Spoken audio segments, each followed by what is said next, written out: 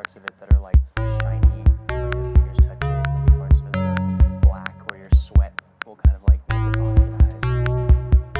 Yeah. It's really cool.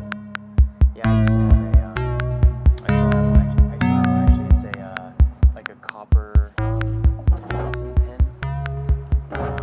It has like copper what? A fountain pen. A few years ago, I bought one for no reason at all, other than the fact that it was like, I don't know, I was on like this, like, you know, like the aesthetic of formal education downtown. Have you ever been in there? Yeah. Where, well, like, I've seen its aesthetic from outside. It's like, I would never step inside. It's like, they have like leather bags, like typewriters, like a whiskey flask for some reason, like all of like you're not sure if anything's actually for sale or whether it's just there to like make you feel something. Yeah, and the guys who work there have like these like college cuts with like a vest, and they're just like yeah. I don't. It's I love that story exists, but the fountain pen I bought was along the lines of that aesthetic, but it was made it was made in Germany, and it was really cool. And it screwed together, and I remember when it screwed together, it just looked like this little copper cylinder. And I remember one time I took that in an airplane, and I went to the security TSA checkpoint, and she's like, and the lady, she's like, so what is this? And I'm like, I had to explain what it was, that it was a pin. She's like, this looks like a bullet. And like I had to like screw it apart and fully disassemble it, and like they almost took it away from me just because it was like so fucking weird, and why would you even buy that? And it's made out of metal and is therefore threatening. I don't understand. I don't understand. Threat detection turned on to max. Meanwhile, I remember accidentally having a pair of scissors on 2 flights in a row in my backpack. Ooh, scissors. Just a big old pair of scissors that I didn't even realize I had in there. Yeah. And they found it on the way back, and I was like, y'all let me take it on until now, I don't know. If you don't divert this plane to North Korea right now, I'm gonna snip up these seat covers.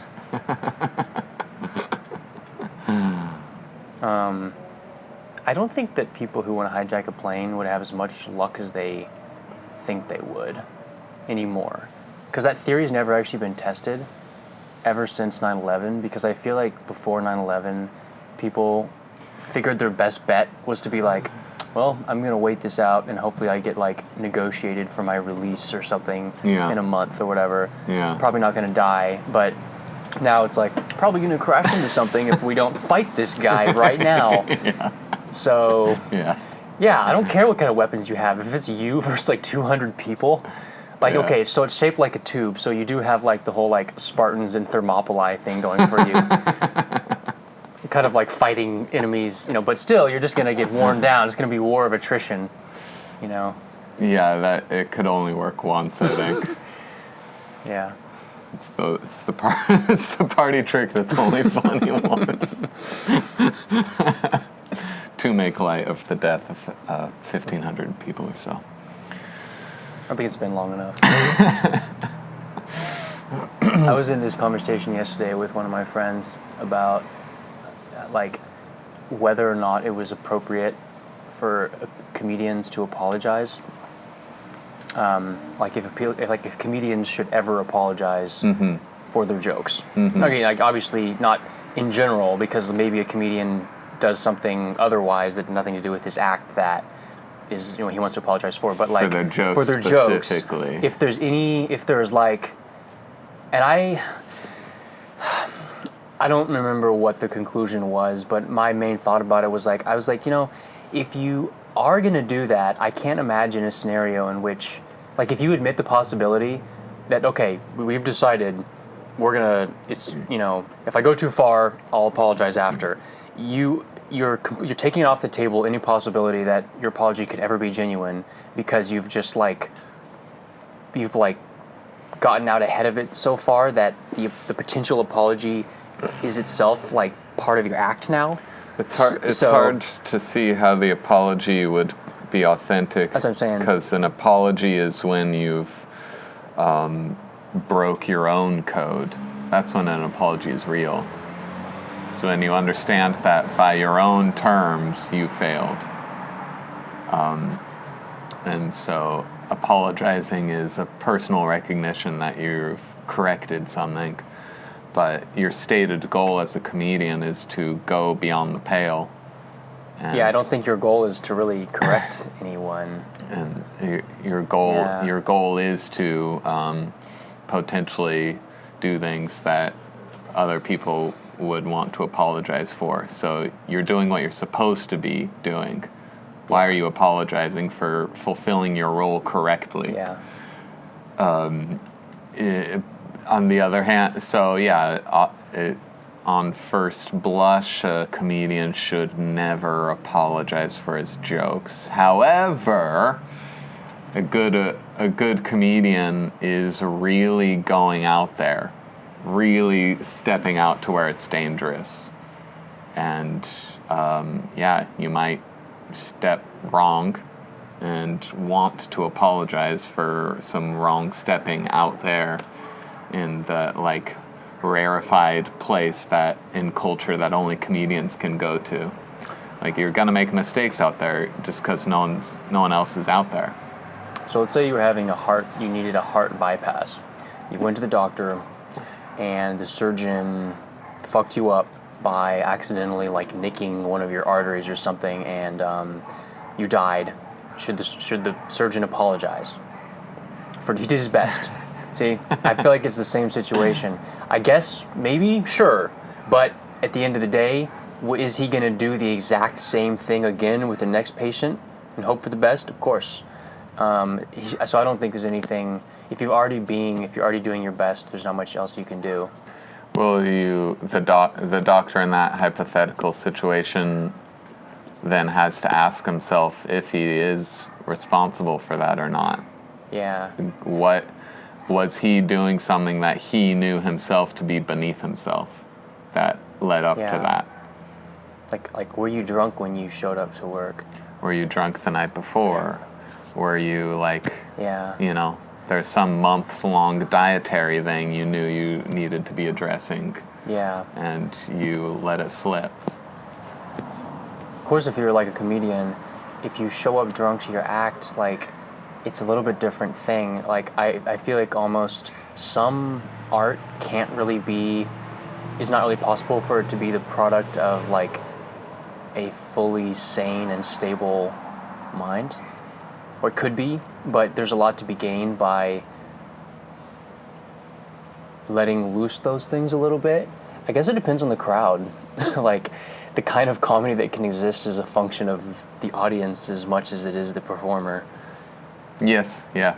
And I feel like good comedians appreciate their audience that are able to, they have the 2-drink rule or something of that effect. I feel like we need a cultural 2-drink minimum.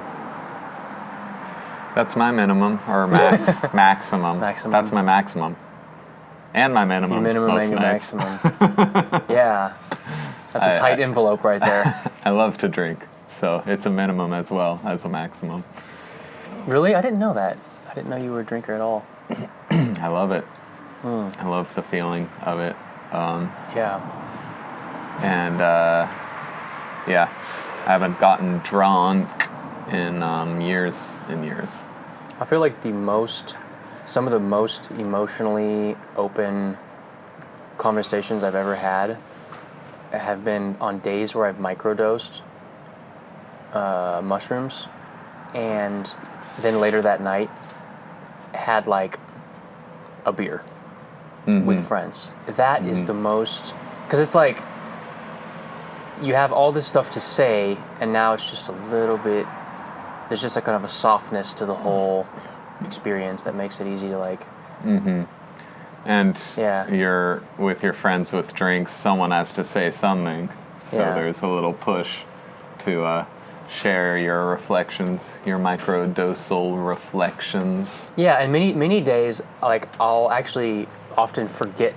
I just forget that I microdose, and not really aware of it, but sometimes I'll just I'll be like, yeah, I really feel like connected to that person in a subtle way.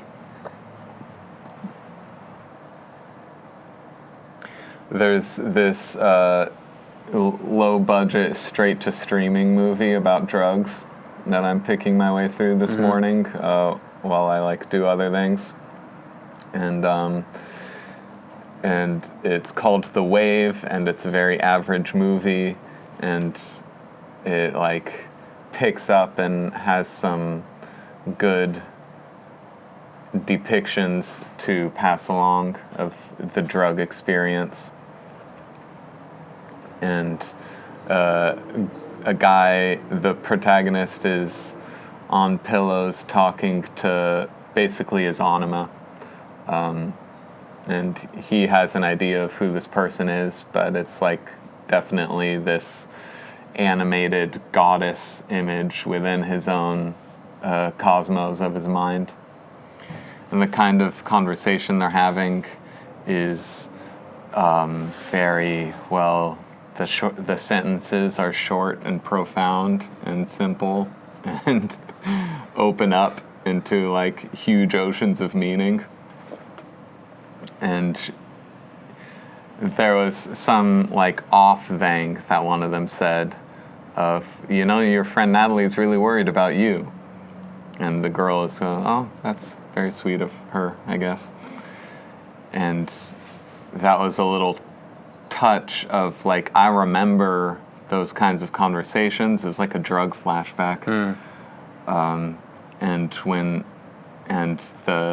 There's this knife's edge balance of meaning that whether you know it when it's happening or not, you definitely know it when it's slipped off of that bridge of meaning. And it can be something your friend Natalie's really worried about you, where it's that's not about you, that's not about me, that's not about anything we can work out together right now. So why is it being brought up? And that was this little touch of the void in my flashback memory, and this touch of the big lost that's waiting for you when you're too stoned, or when you're on psychedelics, or just when any kind of your life story unravels and you can't find the end of it. Yeah. And I was reflecting on that this morning and calling it the big lost. And from a more stable place, I guess, I was seeing it as an invitation to engage that feeling as itself. It's this big shadow feeling. But there was a curiosity and this is an opportunity to court it a little and consider it and think about it voluntarily, develop your friendship with this archetype a little more. Yeah, it's definitely your shadow.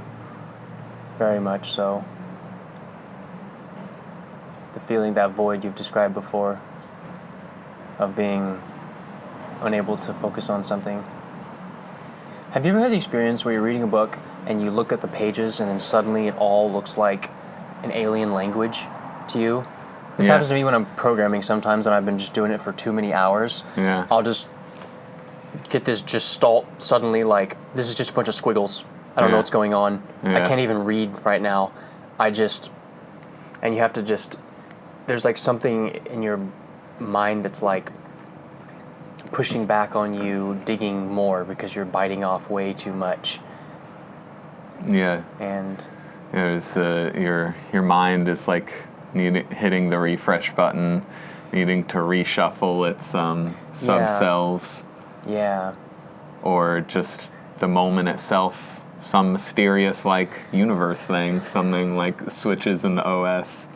I wish I could accept my waves easier, my waves of inspiration that come in 3 or 4 day thrusts cycles where I'll have like couple days. Like I can tell like today for me is going to be a really on day because yesterday was a really on day, and I still feel the same way. But the couple days before that, 2 days ago, I didn't feel like I felt like I backtracked more than I really got anywhere, and it was just I ended the day with a kind of like throwing up my hands kind of feeling, and then like, well, I'll just fucking do it in the morning kind of feeling. And it's like those two things they just balance off each other. Are you implying that is part of a rhythm that's familiar to you too, where like you couldn't hit a rhythm? In a microcosm it is. That void thing that you're talking about is not something I've experienced in like life in general, but it is something that I've experienced it in the microcosm of working, of like programming and stuff. I think that if you, like that void though, it's like a really generative state of mind if you can keep your nerve. This is only speaking from my experience with like programming. I don't know if this is like applicable to like what you're doing in life in general or like other things, but I heard this thing one time that was, somebody said like the feeling of frustration is a sign that you're actually working on the problems you need to be. And that's, if you can really believe that and convince yourself of that and like accept that as true, it's really powerful attitude because it saves you from doing this kind of like distraction-based busy work that's like, oh, I wish I was doing something simple and easy that made sense. Well, like if it's easy and makes sense, then it's not where the problem is. You're working around the problem. What you need to be doing is going straight through it. So go to the point of maximum pain immediately, first thing in the morning. And if you can bring yourself to do that, then the rest of the day is going to work out for you. So I don't know how that would apply to life in general. Like if you should get up in the morning and be like, what the fuck is wrong with me? What is like just scraping the bottom of the barrel? Like what kind of angst do I have? All right, let's just like look at, you know what I mean? Would you reach a point where you're just like, eventually you're like, nope, nothing down there, you know? Or it's like you just keep digging and digging and digging. See, so I don't know, because a human life is not some kind of, you know, formalistic, limited context where like this is the optimum. It's pretty much just a endless. We don't know how far down the strata goes, even in a personality. Yeah, I think the like when the narrative spontaneously dissolves, like in the example of all the programming code gets meaningless. Like that happened last night while I was working. And I was working till around like 7:30 or 8 p.m. And then just there was a shift, and like the meaning that I was experiencing in front of the guitar and the recording station was like, oh, I don't know where the meaning is anymore, but wait, where is it? And I'm figuratively just like wandering around my apartment now, just like, where is it? Where is it? I can easily picture you literally doing that. Yeah, and I got to where the like nut to crack was, and I had just the core of the issue had to be thought through, and I had to just like sit there and think different things through, and it was really fruitful. But with an over-attachment to ego roles, maybe that could have potentially been a very scary thing. Of like, oh, like I only make music. That's where my meaning comes from. Yeah. Oh, why can't I do it like right now when I want to do it? What's going on? Oh, no. Yeah. But with enough practice, you do learn by experience that the emptiness fills anew, and the fullness washes out into a very clean emptiness. It fills of its own accord. Yes, it does. Yeah, it's like digging a hole at the beach, and then like water just comes into it slowly. Yeah. You just got to excavate space. Yeah. That's why people go through really creative periods when they get fucked up emotional. I mean, that's what happened to me. 2017 was the most insane year of my life. Yeah. And that was also the most relative to where I, in terms of like absolute level of,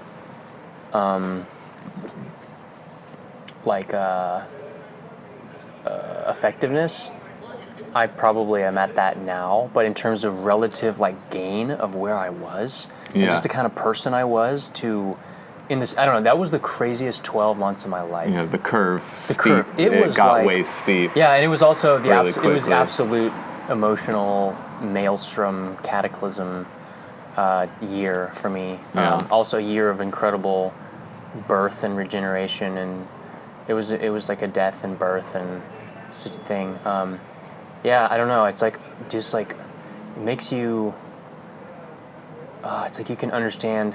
People probably on some unconscious level are like courting that experience because they know it's going to give them, it might save them from some situation that they're not happy with, and so you want to just like tease the gods to do something to me, just make something happen. I just want I want anything to happen, like even if it was like a disaster, like at least my life would change, you know. So that I never had that situation. I never felt that way. I looked at it retrospectively, because I never had that experience before, and I was like, well, that's really upended a lot of things. But I wonder about that, and I wonder like, what do you do proactively to court that in a positive way? Like, do you got to like do things that scare you so that you can ward off that kind of shit coming for you? Right. Yeah, it's like Max mentioning his ice baths in winter. Yeah. That's a thing. My cold showers for 2 straight winters. That's like a physical expression of it without articulating the like philosophy of it. Yeah. This morning of like feeling the chills of like the big shadow and being like, oh my gosh, that's so cool to like physically and emotionally feel like one of the most impactful like vacuums of meaning ever. Yeah. And have the time and the space and the curiosity and the courage to play it up a little and see where I was, see where it was.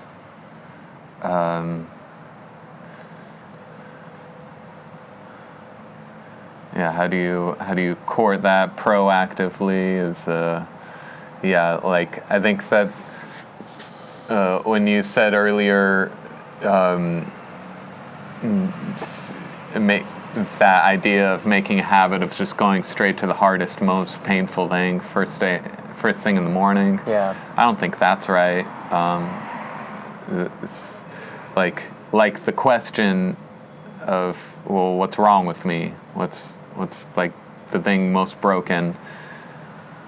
It's the question creates the answer. So you got to be intentional with what kind of probing questions you might ask yourself in a quiet moment. And what's wrong with me is just wrong in its code. It creates more wrongness than there has to be. Yeah, that's what Alan Watts says about.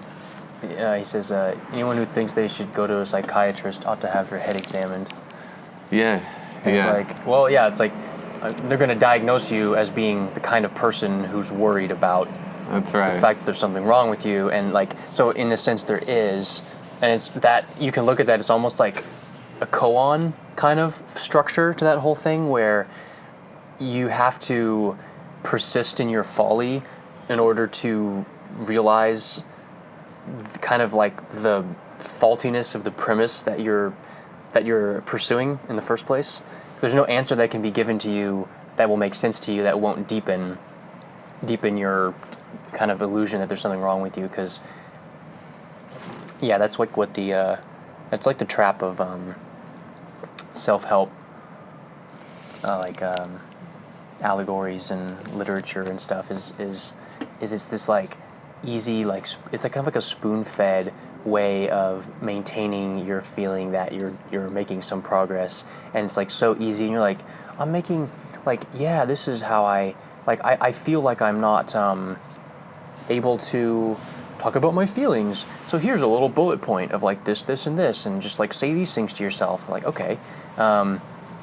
I feel like this form of literature it's in business too. I remember that Alicia used to work at this place a couple years ago where you got like extra credit points or something for like reading these like business books that were hilariously, like, it was like someone took like a blog from like 2011 and like made the font size like 14-point font and like double spaced, and it had like these like fictional characters like Lisa and John, and like John walks into the boardroom and says like, hey Lisa, do you know what a win-win situation is? And Lisa's like, no John, but I'm excited to find out. And there's like a little footer that's like, what Lisa did was called leaning in. Like, maybe that's really stupid, but it was something that was almost as dumb as I'm describing. And it was like this thing where like you can, if you're like the salesman from Death of a Salesman, you can just like, in modern day, you can just like sit down and just like flip through and go, yeah, I'm making progress, you know, and like building my resume skills, and add like these books that you've read to your LinkedIn profile, and like everyone just like, it's like Tetris, they just like until next, you know, the whole reality eventually just you lose. That's what your mind is like in those type of situations, because it's all on, and there's no possibility of encountering resistance because those books are not designed to challenge you. Sure. And so you're just going to keep stacking the skinny piece on top of the skinny piece until you lose. Tetris. Yeah, so that was quite the flight. So just reality itself provides the testing lodestone of immunize you against the disasters of the world. Don't you think? Yeah, you hope so. Just your ability to really look at reality. Of course, what people miss with that thought is they forget to include their inner reality. Regular confrontations with reality as such, as honestly as possible, but are you including your inner reality, which is as big as the outer reality, as interesting? There is as much stuff going on in there as there is in the outer world. I'm back on the Blake thing. He says something like, the whole world in a flower, and it's like eternity in an hour, or something to that effect. Yeah, that sounds familiar. Yeah. I probably just butchered it, but yeah. Like the whole universe in your soul.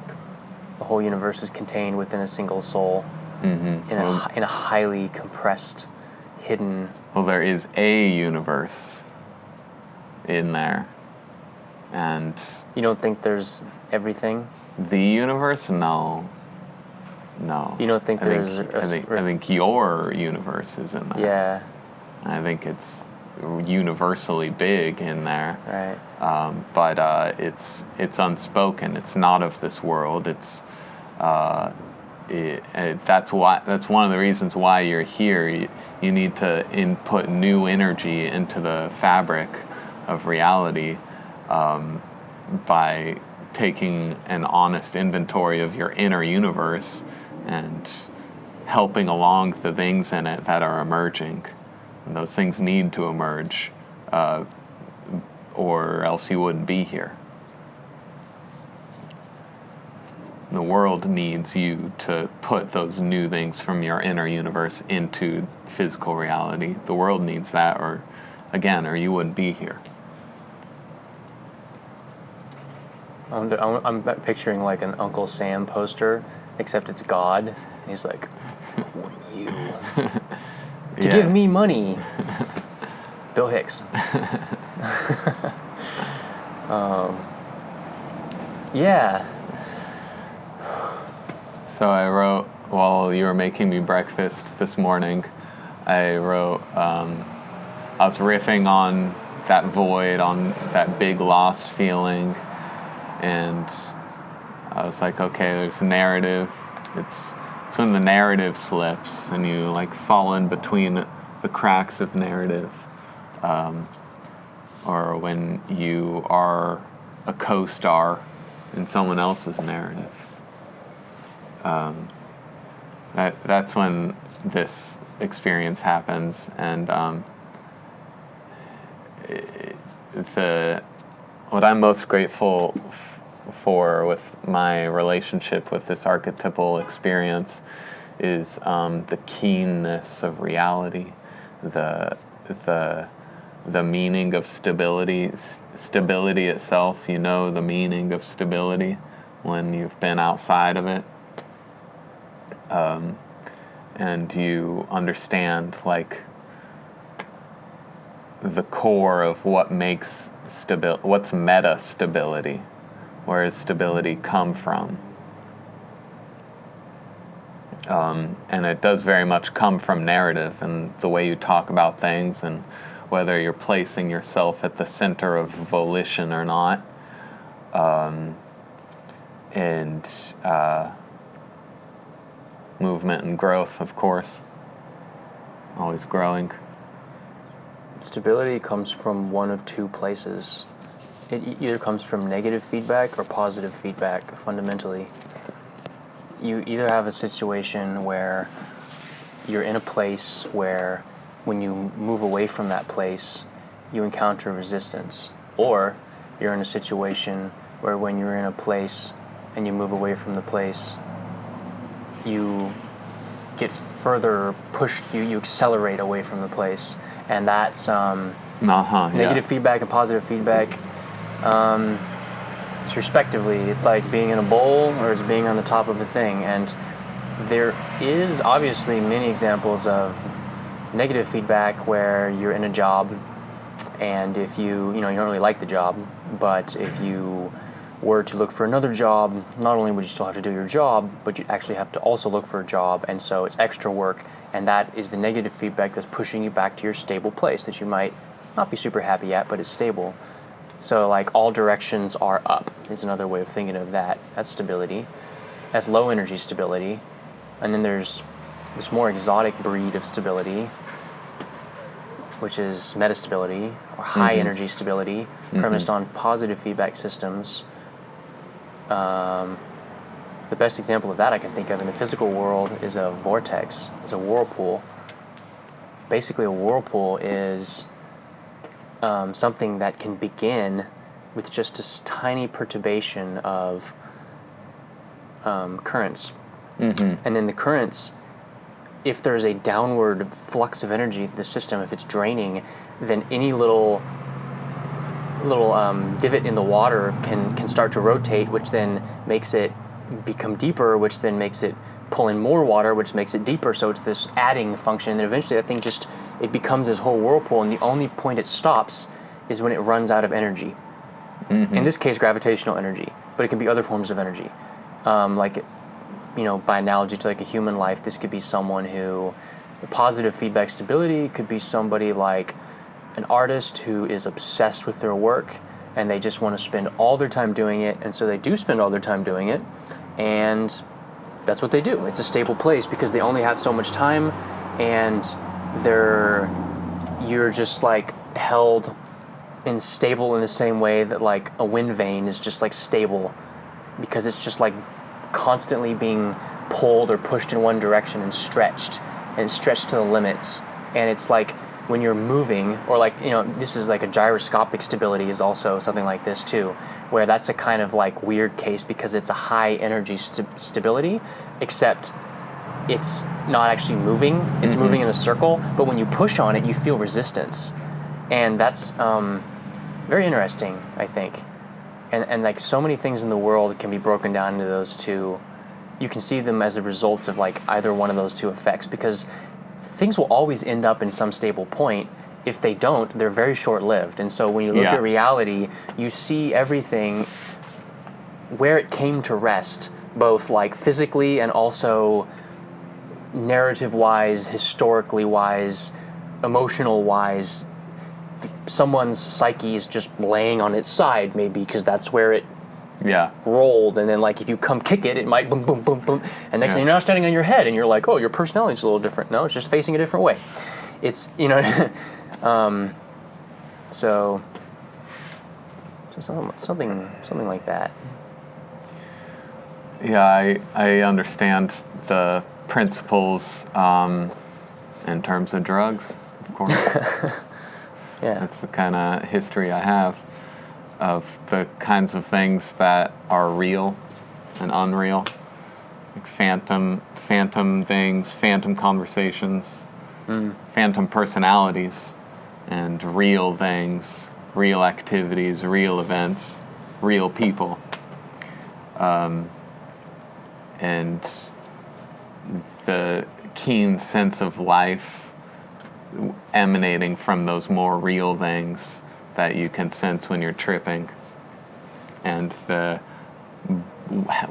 blowing, whistling howl of cold nothing and the blithe, empty small talk of the universe. Oh, the universe. Of people. I think you're being charitable there. I was. Yeah. Because to be fully conscious of adding to the shallow phantom wispiness of things, to become fully conscious of your participation in that is often to change that immediately, because it's so horrifying. I think if you consciously participate in small talk, though, it can be nice. Like, anything that you're conscious of, I think, is good. It's just small talk is usually used as a way to just keep being unconscious. Yeah, it's a way of filling up space so that the conversation doesn't go somewhere where you think you won't be able to go yourself, to follow. There's narratives in all cases. And that's part of my point this morning, is what's terrifying about small talk is the underlying narrative that is making that small talk necessary. That there's nothing really to do in life. That there's nothing really happening right now. Yeah. That there's nothing you and I can really learn from each other right now. Just killing time. Killing time. Yeah, that's some of the narrative substrate under those moments. You're doing violence to time. And the narrative is the key in all cases, and these big lost archetypal events of my own experience, give me a keen sense of stability and its source, and a keen sense of narrative, and the power of words to cast spells of narrative, and the power of words to guide people to shore or not, yourself included. And that's one of my big motifs, is to be as real as fuck, radiant as fuck, regular and stable as fuck, so that people who have been kicked off their narrative roller coaster have hard, real, bright things around to orient themselves with.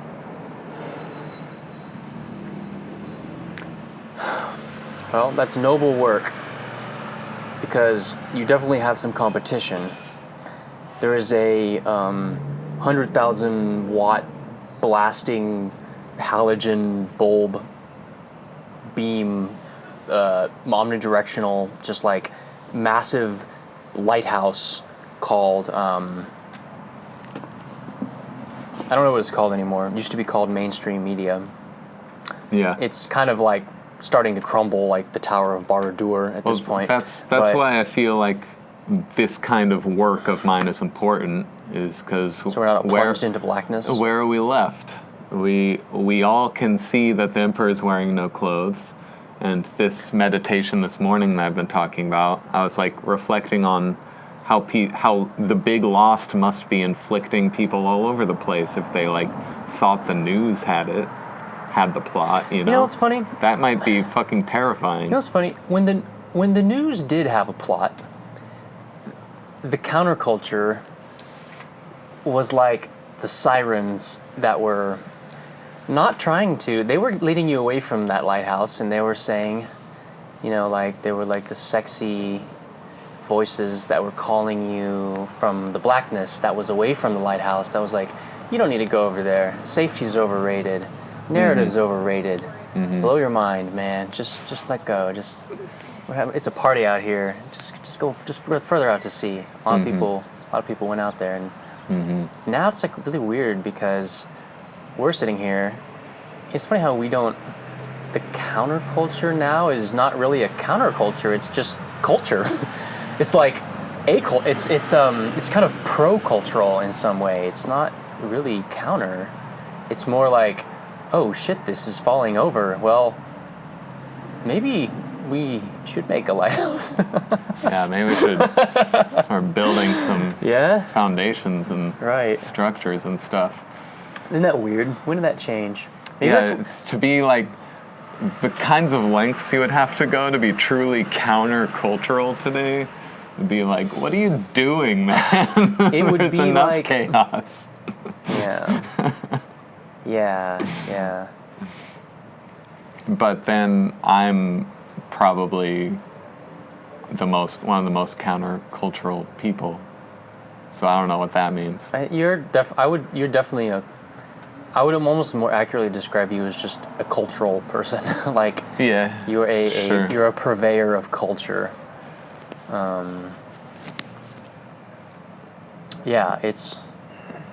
There's a time and a place. This is, God damn it, it's the Bob Dylan thing. You know what? That's probably why Gen X is the lost generation. Is because they were like the kids that were like, I guess it's been still kind of too soon to build culture, but it's too late to rage against it. So they weren't really like Rage Against the Machine. They were just kind of like, what's the machine? And now the mainstream culture is rage on behalf of the machine. But that is not sustainable. Yes, and you have Rage Against the Machine playing those fundraiser shows of rage on behalf of the machine. Yeah. I mean, I'm a big fan of machines. I like machines. I just want it to be my machine. I just want to build the machine. Me too, yeah. Because I'm like jealous of other people who get to build the machine. I want to make the machine. Machines are fucking sick. Yeah. Machines give you an unreasonable and frankly irresponsible amount of power. And that's why they're great. An irresponsible amount of power? That only matters. That really only like hurts people who have themselves given up responsibility of their life. Stub their toe on your machine, and you're like, why are you wearing sunglasses at night? Yeah. Shouldn't do that. You stubbed your toe on my machine. I don't know where we are now. Want to talk about zoning laws? No, just kidding. Let's not. Yeah. The machine is definitely... No, never mind. I was about to do it. I was about to bring up Elon Musk. Never mind. We've gotten 86. so far. Scratch that. 45 minutes. I'll leave Elon out of this. But I think that there's this future. Something I've been thinking about. Is like there's this what's going on with like we have to decide, or like we have to decide how we want to look at this. Like, is the future in a way where there's just going to be like there's either going to be culture, or there's going to be like this healthy blooming culture, born by purveyors of these newfangled purveyors of culture, whoever they may be, the people we're aspiring, or at least you are aspiring to be, or is it going to be this kind of cultural poverty where there's not a lot? So we could look at it that way. It's just kind of like an abundance or a poverty thing. Mm-hmm. Or the other slightly more concerning way of looking at it that I've kind of been toying with is like, so maybe there's going to be a really, really strong, hyper-charged culture no matter what, just because of the information transmission capabilities we have now. And so, but then the access is not really like a lot or little. It's more of like the good or bad access, the old-fashioned, like, is this making us happy, or is it making us into some 1984 dystopian slaves, where we become kind of like art and stuff just becomes increasingly like driven by machines, and our reactions, our day-to-day decisions get boxed in by the prerogatives of how the system has oriented itself to just, to make things work, and then like the niches for human, basically the ability for people to do things spontaneously and irresponsibly become winnowed. Yeah. And that, I feel like, is like the story of technological progress, is the story of unconscious technological adoption, is every time you take something in your life that gives you, like what we've done with like video calls and stuff, like look how much has been lost. Look how much has been lost with the kind of like, well, just pretending to see each other face to face. Yeah. With the help of this little magic box is totally the same thing. Like, no, it's really not. It's really not the same thing. So pretty soon that's going to be accepted, though, and people will lose memory of what it was like to sit down and like see like the hyper HD, like literally look at like the pores in someone's forehead when they're talking to them, that kind of thing. Like, that's important.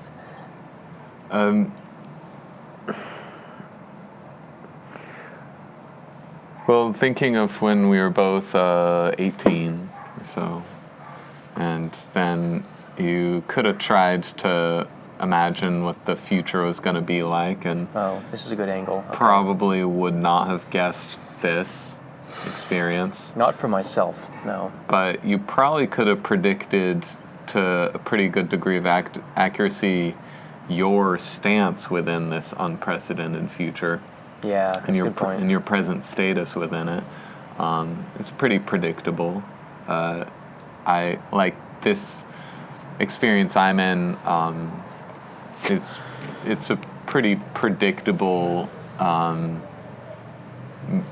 zeitgeist of creativity and productivity and crazy, wild swings of emotion that seem to just keep adding to a stability mountain of Alex. So I could have predicted my, like, being really fucking good through multiple miniature apocalypses, even though I couldn't have predicted the nature of these cataclysms that have happened. So you can like project that forward. More of this development in me will probably be happening. I'll be traveling more.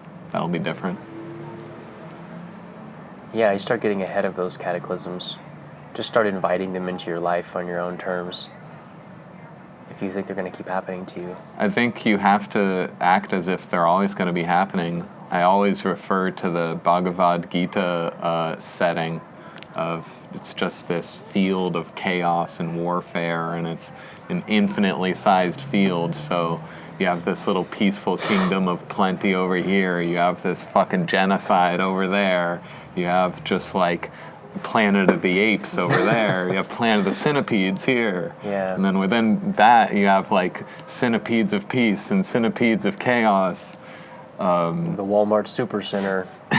Yes. Its own little universe. Walmart Galaxy, where Walmart has expanded to engulf an entire galaxy. Yeah. And there are certain rules that stay the same no matter what's happening, which is that you have volition and, if not freedom of movement, at least more freedom of movement than you've ever been prepared to be responsible for before. You mean freedom of movement through this like abstract Bhagavad Gita landscape of when you go through different realms and you find yourself passing into a new kingdom. You might be in the exterior you might be in one trap or another. Yeah. But there's always freedom of movement to step into the next zone of proximal development. Yeah, you can always go to Fight Club. There's always something you can do to initiate personal movement. You can always just like start doing heroin. You're like consciously, which makes it good. You know what's fucked up? There's this guy. His name is what the fuck is his name? George Hotz. George Hotz. Okay. He's a pretty good hacker, great hacker. He jailbroke the iPhone. He's a famous hacker. Good work. Real great dude. Personality, just exactly like what you'd imagine. And he has this attitude where he's like, I don't want money, I don't want love, I don't want admiration, I just want to win. And like it's his personal little thing, and obviously he does want money, he does want love, and he wants all these things, but like that's his story, right? So he says that. So he has this, who knows what the fuck knows if this is true, but I'm inclined to believe it is, because this dude isn't a joker. He has a lot of accomplishments under his belt. He apparently one time like needed a challenge, so he decided to get himself addicted to opiates, and then immediately get himself unaddicted to opiates just to prove that he could. And he did, if he's to be believed. And I was like, that's crazy. But maybe it's not that crazy. It's still crazy, but it's not like as crazy as someone who gets pushed into doing that out of a sense of desperation. Like, how many people do that out of a sense of just like supreme confidence and they want to prove it? You're starting with a little bit stronger hand of cards in that situation. Infinitely stronger hand of cards. Yeah. He's writing the map of how his addiction is going to go before he's even in there. Yeah. So we're talking about the big lost. He's in the depths of addiction, and he's not even in the big lost. Yeah. He wrote his map ahead of time for himself, and he knows exactly where he is in his trajectory. Yeah. It's like, oh, I'm addicted now. Like, now time for side B of this tape I record, this mixtape I recorded. Isn't that fucking weird though? I can't believe there's people like that in the world who are so laser focused on like just winning things that they want that kind of challenge. Like, I think there's that desire to just like win at something that is just for like the moral victory is latent within every human, and that's why we love games. Well, it's certainly in me. I'm trying to grind my peers into dust. I want them to feel real small when they look at my timeline. Gaze upon my glory. Yes. Yeah. You want to drive your enemies before you, and hopefully be transparent enough through every step of my process that when I'm dead, and if it's a great legacy, I'll have made it open source and shown my work at every step, so that it's hopefully there can be this like Joe Rogan boneheaded simplicity to how something magnificent got achieved. That's interesting. But I do want to like set a plate of achievements so undeniable in front of the human race that it's like uncomfortable. Because now no one really has excuses anymore. Like, so we're gonna talk about this guy, or we, you know? Yes, yeah. Interesting. It's interesting. Yeah, that seems like. I feel like. But there is maybe flaws in the narrative in that kind of an attitude. Maybe. Like I love the competitiveness of it. That's a lot of fun. But what I want to look out for is like narratives within that humanity is inherently going somewhere bad. And I don't think that's necessarily true. I think it's entirely possible that humanity is a good thing and humans in general mean well. Oh yeah, of course. I absolutely think so. And that things are gonna get better and better and better and better. Interesting. Independent of you. I'm trying to think about that for myself. Trying to figure out what. I feel like in terms of like my motivation of why I want to accomplish a bunch of stuff, I think the reason is because it's like I just want to be able to have like a sense of humor when I'm an old man, that like I can think about what I did in my life and kind of like laugh at it because I know that it was just me and I was gonna do it no matter what kind of feeling. Like I just want to feel like I didn't compromise. And even if I completely fail and die in obscurity, as long as it was like a glorious attempt, I think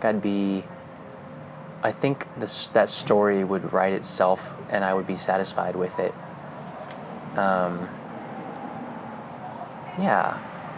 Because the only reason I say that is because I feel like up until this point, I don't have a lot to show other than to people who like know me. Mm-hmm. I don't have anything to show the world, but amongst the people who know me, they like me, and I have really great relationships with people, and everything I'm doing seems like its own thing that I don't connect to that, and yet this goodness just like springs of its own accord in my life, almost like precisely because I'm not thinking about it. Like I have found a way to focus like the withering glare of my wanting to fuck with things mind on something specific, and that leaves like this nice, serene, shady area where the shade-loving plants of the world, like Alicia, can like sort of like just like bloom unmolested. Totally. And like it's that. I guess I just have like a focused beam or something like that. I don't know if that's going to work forever. Probably not. But I'm getting poetic images of machine as anima, riffing off of Fritz Lang's film Metropolis, where Rotfang makes this robot in the image of the goddess. And Rotfang? Yeah, he's this like... Is he a dog? He's this Dr. Frankenstein type character. But you saw the archetype in a newer art film that's more modern called Blood Machines. That's on the streaming horror service called Shudder, I think. You can watch Blood Machines. Streaming a horror service. A horror film streaming service, called Shudder. Gotcha. The machine as anima, physical feedback. Where can the withering glare of my focus be a pleasing thing in the direction that it's focused, And when you have that locked in, then like the radiance of everything else you're doing, is in harmony and is emitting a pleasing glow. The grace of the world has the opportunity to just seep in to the space that you've left behind you. Yeah. Yeah.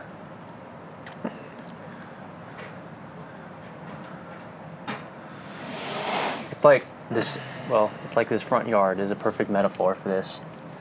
Why did I did not mow the lawn because, I don't know. I don't have a reason. I just didn't, to be honest. But now I know why I didn't. Because now there's I wish the camera could see this, but there's like a rainforest, there's a jungle of like foxtails and stickers and that giant Brussels sprout plant and like dandelions, and like I've looked at him closely. I was watching a ladybug eat an aphid the other day, and there was a spider crawling on the undergrowth, and I was like, that spider is basically just like a leopard, and like the ladybug is like a canopy dweller, and like there's dragonflies and there's the little mosquito hawks, whatever those crane flies. I think I looked on Google one time. You have the top of the forest and you have the underwoods type of plants that never even emerge past the foxtails. The mainstream culture of the world, the Clint Eastwood and Grand Tarantinos of the world, would have you believe that you should just massacre your front yard at the first sign of organic development. But I don't know. I love this beautiful. It makes me think of like this is really just like a scaled down version of the Amazon rainforest that has absolutely as much internal complexity and like tiny bugs on top of bugs that are like symbiotic with the fungus, which are important for this. And like science doesn't know anything about that because it's microscopic. We don't even know hardly anything about the actual Amazon jungle, even though it's way more macroscopic and observable. And like someone said, like, okay, you're the last person on Earth. Nothing matters. Don't worry about the environment. The environment's gonna be fine. But here's a 10 million square mile area of the Amazon rainforest. You just want to just push a button, yes or no. You can either drop a nuke on it or not. Doesn't really affect you. If you push that, wouldn't you like flinch with just like the moral weight of the destruction you'd wrought of like ending an entire universe? That's what you're doing when you're mowing a lawn. It's like you don't know. It's never going to affect you, but I don't know. I just think it's. I'm going to feel differently when it's all dry and stickery, and then I'm going to regret this. But right now, it's green and glorious, and I'll just wait till it dies of its own accord before I mow it down. Totally. Why not just let this life proceed apace? Yeah. There's this fucking RV in front of my house. Yeah. It's already like this kind of house, so what do I have to gain here? Yeah, appearances are already gone. No. You've already lost that game. Yeah. So... I don't know how this relates at all, but in terms of losing games of appearances, I can certainly riff on that. Yeah. Yeah, I noticed today that you were appropriating multiple. Am I culturally appropriating? Today. First of all, you have this problematic dreadlocks, and also. I don't know, some kind of Japanese... vaguely Asian sweater design. I think that looks like the plate that I got at Tong Fong Lo one time. Yeah. I think it's Chinese. Wait, I don't know. We're too racist to know. That color of blue is just like, I think it's just been copyrighted officially by Asia. The monolithic block that is Asia. Yeah. Yes. It's such a beautiful shade of blue against white. It's gorgeous. China. If they knew, amazing. If Asians knew that you thought something Asian was beautiful, I'd get canceled immediately. Oh, you'd be like, that's disgusting. What? Just put on a Carhartt jacket. Just wear a Carhartt and get a buzz cut. White guy. So everyone can see what you truly are. Yeah. And then fucking eat what's like the most stereotypical like white guy food? Like a James Dean microwave. Yeah. And Yeah, maybe crack a Pepsi, put up your feet, and watch a bunch of men in tight pants fight over a little ball. Yeah. And then singing the national anthem. We should do anything possible to make sure that men stay in their lane. Yeah. Anyways. There's a very roundabout defense of your fashion choices, by the way, in case you didn't know. Thanks. About like appreciating the opportunity that your unkempt lawn is presenting you with. Because the RV has presented you with a kind of opportunity in the fact of you can't even attempt to keep up appearances, even if you were that kind of a person. Yep, fuck it. Yeah.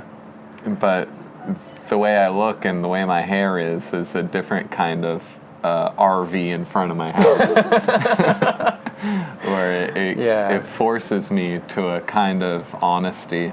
One of these days it's going to get towed, man. Just wait. Maybe it'll save the world. Maybe this mullet will save the goddamn world. Well, mullets are back. Oh, I feel like you wrote it out so long that they came back while I was writing.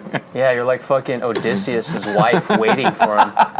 20 years later, he returns. I knew you'd return. But occasionally I remember what I look like, and it's this uncanny valley sort of situation of like, oh my gosh, I'm a ridiculous person. I look like a ridiculous person. That's the look. You may look ridiculous compared to modern people who are just dressed in like the Target rack, and I'll count myself among this sometimes, but people in the past, man, they looked fucking weird. Oh yeah. Look at tribes. I just watched Apocalypto. Oh yeah. And all the Mayan hair was so fucking. Oh yeah. Completely insane. I know people really are like, cool. oh, lip ring, like that's so like what a like it's like a sign of like some sort of like a decadent like decline of like wanton disregard for the human body. And it's like, well, you know what, Grandma. Have you ever seen National Geographic? Have you seen the fucking gigantic piece of metal that is like hanging from this person's like upper lip? They're like, how do you even eat with that? And like everyone in the tribe has like just insane like body modification. Yeah. That's like the norm of humans. As soon as we got hands and a brain, we're like, ooh, what if we did this and this and this? And what if I like sliced my dick open in this like ritualist? No, serious, dude. Australia. If you want to go down a rabbit hole of like traditional fucked up things, take a look at some manhood rituals. I'm not gonna do that. It'll make you thankful for being in the 21st century. But we still have like circumcision, so we're obviously not past it. Yeah, which is pretty barbaric. It's pretty fucking barbaric. The only thing barbaric about it is that the baby doesn't get to decide. That's what's barbaric about it. Yeah. It's not the cutting off the thing on your dick. It's literally the fact that you just don't have consent. It's like the lack of consent. That's what's fucked up about it. But it'd be like if you like gave a baby like a tattoo. As soon as it's born, it's like, look, we got you. You're a girl, so we got you like a, like a little like a heart on your ankle. Thanks, Mom. Thanks. I really hope I turn out in a way that my personality matches this. Yeah, totally. But to finish the statement. Committing to a certain look keeps me in a certain orbit around culture that even if I wanted to conform, I would be unable to. Or it's like being married by the letter of the law. Even if you were in a bad spot with your spouse and wanted to leave, it's so hard to jump through all the legal hoops now to untangle yourselves that it's easier just to ride through it. And then you find, hopefully, beautiful things on the other side of it. But in my example, something about the lawn, something about, like, I just am continually forced to, like, look within or look in the uncolonized places of culture. Yeah. by virtue of not fitting in the really like in places I might not fit. I don't know, in the Midwest. How long have you looked alien? Like, when did it start? Yeah. Junior high, high school? I started dyeing my hair crazy colors as soon as I could, like 6th grade. Wow. Damn. Yeah. Avant-garde. Oh, I was just deeply insecure. Yeah. And hated just about everything about the way I looked. Because of my like transsexual identity story that I've related. That was one of the best podcast episodes we ever made. Oh, cool. Yeah. Satanic meanderings. No, it was 6 a.m. in the autumn wind sings. That's the title. That was a good one too. It was. But yeah, a basic unfamiliarity with maleness and being raised by women besides that put this basic like adverse relationship to just the most innocent parts of my appearance, like hair. Hate that hair. Change it. Change everything I can about it's eternally unsatisfied, but also like raised by very vain women who like really focused on appearances. So it's like this unholy storm of dissatisfaction, but also like artistic experimentation. Spent a couple of years being goth as fuck. I can see that. Yeah. Yeah. Which still hangs on in my fashion for sure. That's awesome. But it's not for me ultimately. Interesting. I went through a cowboy phase when I was a kid. Cowboys are sick. Yeah. It was when it coincided when I was it was from when I was 17 to 19. And well, actually, yeah, it started because I was dating a horse girl? Yeah, horse girl. And to be fair, she had a horse. I had a horse.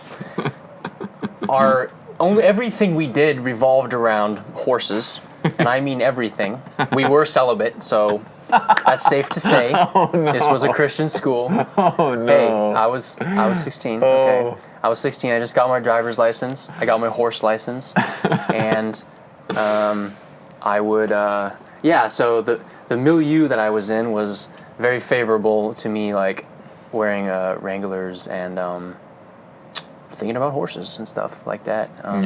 Lasted for a couple of years. It wasn't a bad thing. I'm glad I went through some phase. Cowboy hats? Did you wear? Not cowboy hats. I mean, like when I was writing, but like not like ordinarily. Not as a statement.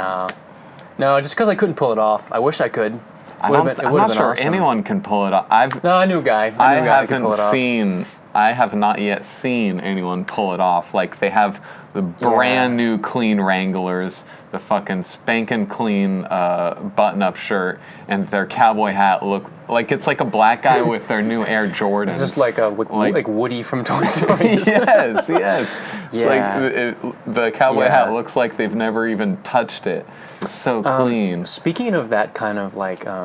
And they themselves are walking so stiffly. Yeah, the testicles are just getting crushed with like every step forward, your sperm count goes down a little more. Yeah, but that's fine.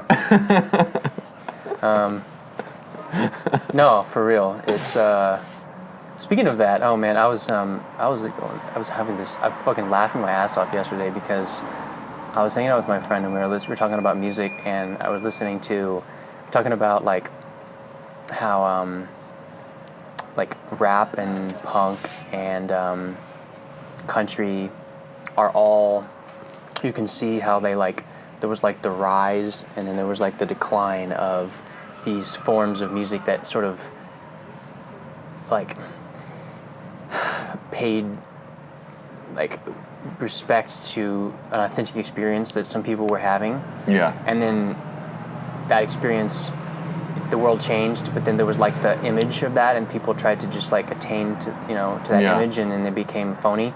And so you have like people like Willie Nelson, you have people like Snoop Dogg, you know, you have people like Bad Religion, who fucking amazing band. I don't know what they're doing now, but like that shit was real back in the day, and it was like, it was this.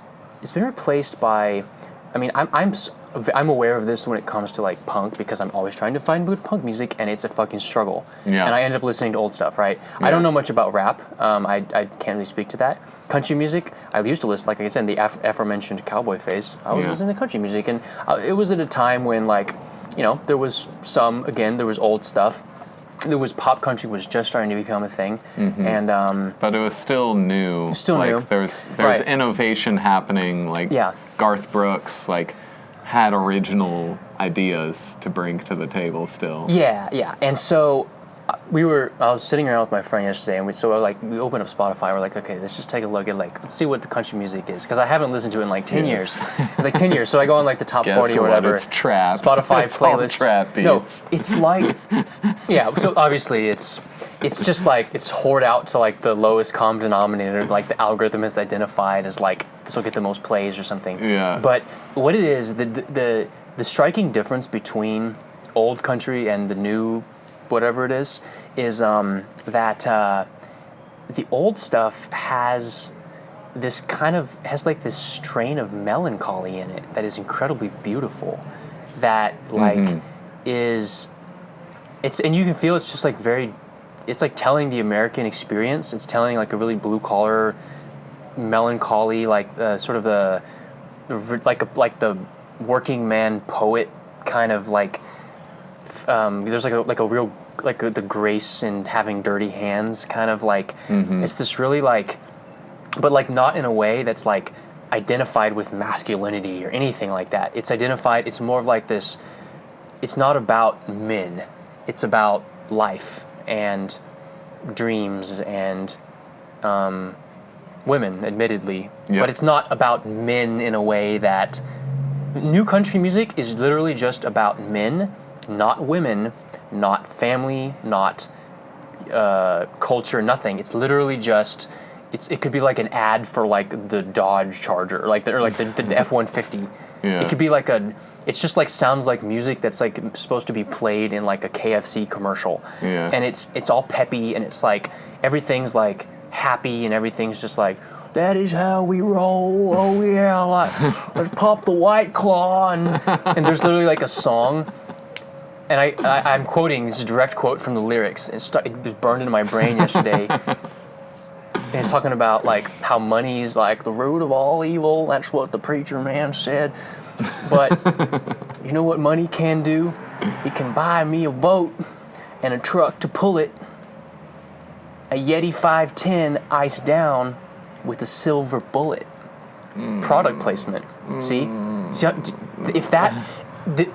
The image of a Walmart shelf stocked with Yeti coolers next to a display where like silver bullet beers was stacked up, and then like a promotional poster for this band just blasted its way into my awareness. And that was the point at which I turned Spotify off, and I was like, I've heard enough. And it confirmed everything I thought, that it's literally just become like, it's become ads without even explicitly trying to be an ad. It's like an ad for a life that doesn't exist, that a dwindling number of people still feel like maybe they should want, because that's all they have. And it's like this really deeply depressing thing. And it's just weird to take a look at that in terms of like country music, because that's something that I was familiar with 10 years ago. I don't know. I want to talk to someone who has been in, you know, like someone who's like honest enough to be like a critic of like R&B and hip hop and stuff, and isn't like feel like they need to be like, oh, it's so great now. It's like, no, I want to hear some real criticism of that. Tell me why. An informed critique of what has gone wrong there. And you know, maybe I'm not trying to project a conclusion onto this, but what are the well springs of genuineness in culture? Because it feels like it's all on the internet now, and it feels like the internet is like picking up the slack somehow and absorbing the impact of there being this just like really like squeezing these lemons until just the seeds are coming out of like these like centers of cultural capital, Sure, yeah. whether it's like the rural working class, the urban working class, or like the little, us disaffected suburban white kid people who need to rebel against their parents. That's real too. That's a real experience, or was a real experience. So what is it's amazing how the internet memification of everything has almost like taken up some slack out of that or something, and eventually though that's going to spill over and there's going to be amazing music and stuff. Yeah. Because Yeah, some honest songwriter Yeah. in the Midwest might listen to the absolute state that country music is in today, and feel the complete big lost experience. Yeah. And write the most heartbreaking and beautiful country song, ever, about just how bad country music has gotten. Yeah, I want to know. Okay, well, you're probably a lot more qualified to answer this question. Like, do you think that there's going to be like what would it even look like for there to be a fundamentally new genre? Right, of music? Like, to have a fundamentally new genre, you need to have fundamentally new culture, right? I remember Ayn Rand was talking about the main mediums of art, and they're each associated with the senses. And, interesting. Touch is sculpture, and sight is painting. Your ears are music. Drama is like the synthesis of all these things. Culinary. Yes, and so she said that a new medium of artistic expression is impossible until we develop a sixth sense or more human senses. So new genres of music, maybe it requires new technology, crazy sci-fi, new mutant senses of the human organism. Or like a new wellspring of like a new wellspring of like capital to sort of like be like the founding asset of a thing, like hip hop and rap and R&B and stuff like that. I mean, from my perspective, I think you can draw a line all the way back to basically the Harlem Renaissance, in terms of like, because before there was like blues and stuff, obviously, but the Harlem Renaissance was like, it was like when black people became urbanized, and so you had like an urban bohemian class that had like this like really like deeply like American as fuck experience of being on your own 2 feet and like that was such a powerful synthesis of like artistic ability and a real life that and like real struggles and stuff that was like a centuries long, that was like a bomb that created like a century of stuff that got turned into like and like nowadays it's just like you have like there's like people who are not it's just like it's too defined in the cultural consciousness to really be so like what is the so one of the problems is we've gotten to these maximally stable positions of music. The algorithms have gotten too good. They're like creating negative feedback, so if you start venturing away from what's expected, it pushes you back towards. But being in that space is like this desert of just complete vacuum of meaning and complete vacuum of novelty. But it's a harder creative puzzle than we've had to deal with before. Like, I'm thinking of pop music. Pop music kind of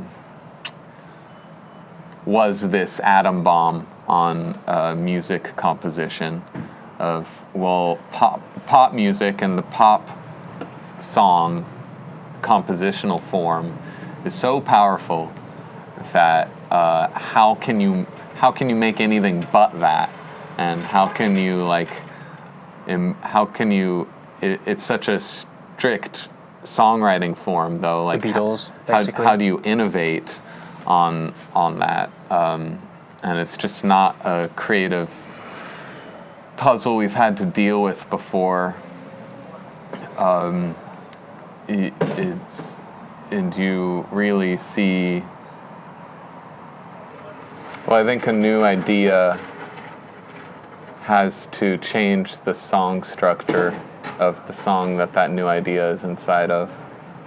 The message is the medium, McLuhan. I have a really scattered plethora of thoughts right now. I listen to a lot of pop music right now because I deliver to a lot of grocery stores of a single chain. And this single chain, it's a very unique set of music that it'll play day in and day out, and you kind of never really expect what it's going to throw at you. It definitely runs the gamut of mostly the most sickening, toxic shit, radioactive, putrid waste. Wow. Harsh words. Mostly it's that being pumped into your eardrums, but then they'll also play fucking metal sometimes. And what's an example of putrid, radioactive, toxic waste, just so I can get a feel for this? You described it for me one time in one of the earlier podcasts of this pop song with a girl singing, and it's about partying in the USA. Oh, yeah.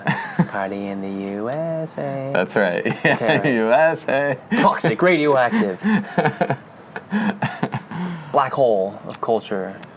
But one of the things This makes me think of, getting white girls with beach blonde dyed hair and wearing Uggs and getting drunk on that's at Crush. That's what I think of when I hear that kind of music. Yeah. It's like when you went to your friend's house party and he lives in a subdivision in Chico, and everyone's like, "Hey everyone, I'm gonna see," and sitting on the couch and everyone's just drinking those alcoholic seltzers, and there's there's Post Malone playing or something like that. And it's played so loud that you can't hear the person next to you. No, but you can't hear the music either. Sometimes when I'm in that sort of situation, there's I can kind of relax a little bit because I just go all right, this is America also. I am America. I can't hide from this. There's a kind of but you don't have to sit in it. Nah. I used to go in the back. That would be my cue to go out in the back porch and smoke weed. Actually, sorry, I derailed what you were saying. Mm-hmm. So to go on with the thought, inundated with pop music today, and what people in LA are pumping out to inflict on people, and they have zero ideas. You can hear the last new ideas from 10 years ago still being recycled. The same melodies, the same chord progressions, they're all the fucking same. Day and Night by Kid Cudi, people are still making hip-hop songs ripping off the Day and Night melodic swoop-de-doop. Day and Night. Mm-hmm. Blah, blah, blah, blah, blah. People just are stealing that and putting their own song over it. And Kanye's another huge one. He's generated a ton of new ideas. And hip-hop's just, unless they just want to do a trap beat and do this stupid melodic minor loop that just loops until you're in a fucking sludge trance and can't think anymore. Unless they're doing that, they're ripping off something Kanye did. Mm. And it's just that across the board, this endless rehashing of that one time someone had an original idea and put it into musical form. And they just steal it and mash it together with other things that they also stole. The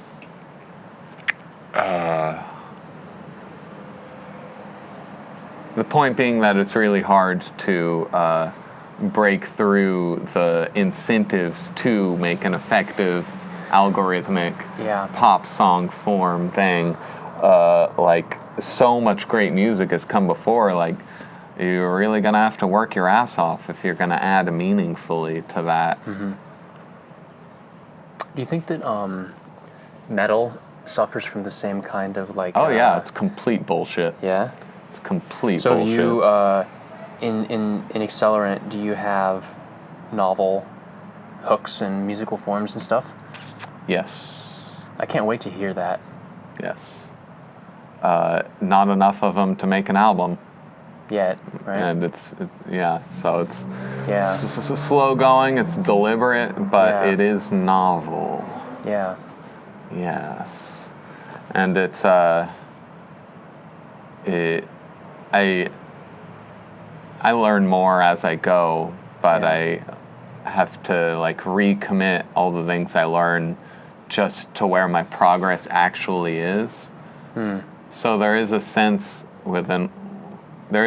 in which I'm working with the same melody, like always the same melody, and it like iterates on itself and throws off branches, but I try to just stay on one path and just take the next step from that established path,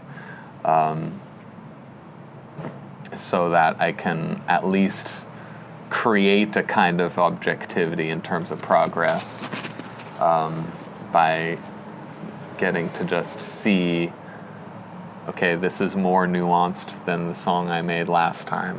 Is there like regions of your audio timeline, if that's what you call it, that like sections that audio that you just feel are like pure gold, like that you just love, that you somehow...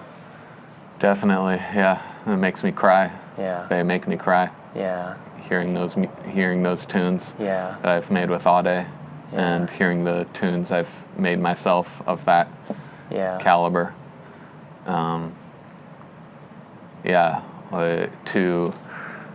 It's very transformative to see that you can create fulfillment.